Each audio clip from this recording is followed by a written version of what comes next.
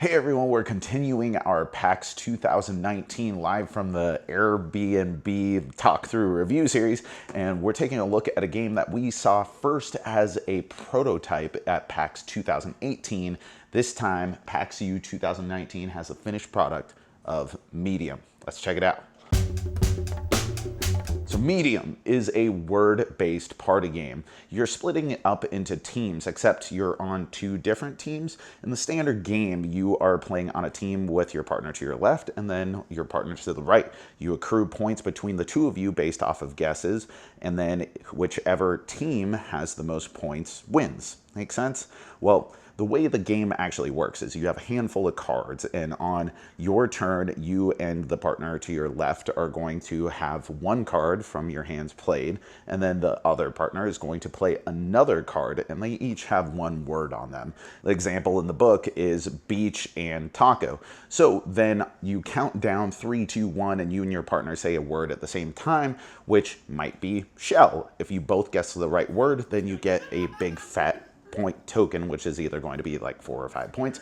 And then if you get it wrong, then you both go 3, 2, 1 and guess another word based off of the words you just said that were a mismatch pair, and you get less points if you get it right, and then you have one more chance for the fewest total point tokens. And then it becomes that person's turn to work with the player to their left, so on and so on until you reach the end of the game. The team with the most points wins.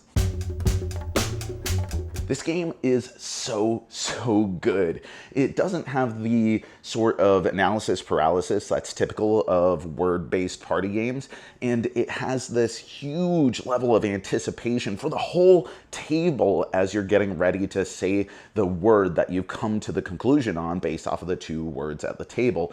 And it is hilarious whether people get it right or wrong for everyone involved, which is exactly what you want out of this type of game.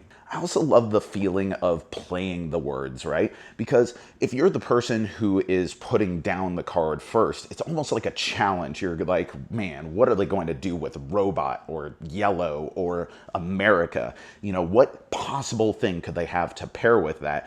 But if you're the person who is having to respond to that by playing your own card, hopefully for a match, you are riddled with anxiety as you're like, oh geez, they played robot or yellow or America, and all I have in my hand are things that I associate with food.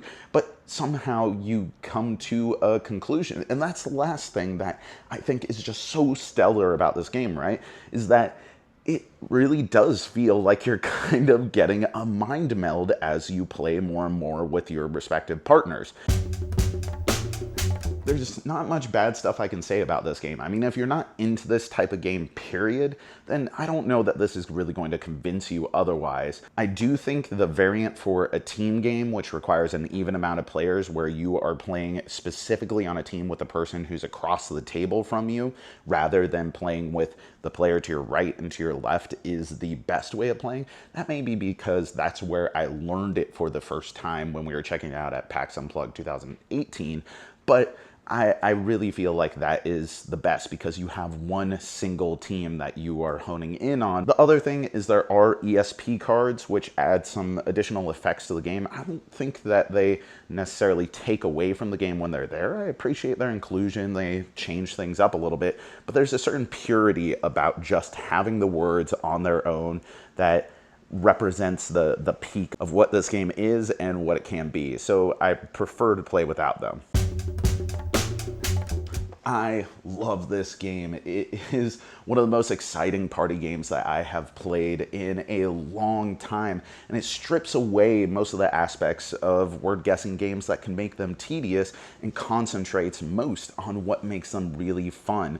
It's intuitive, it's smart, it's certainly beautiful looking, and it is really mentally challenging. I love this game. And that's our review. Thank you so much for watching The Cardboard Herald. If you enjoyed this video, we have all kinds of other reviews, interviews, and recommendations via writing, podcast, and video here on our channel and website cardboardherald.com. Our content is audience supported, so if you want to show your support, please visit our Patreon. Thank you so much for watching. This has been The Cardboard Herald.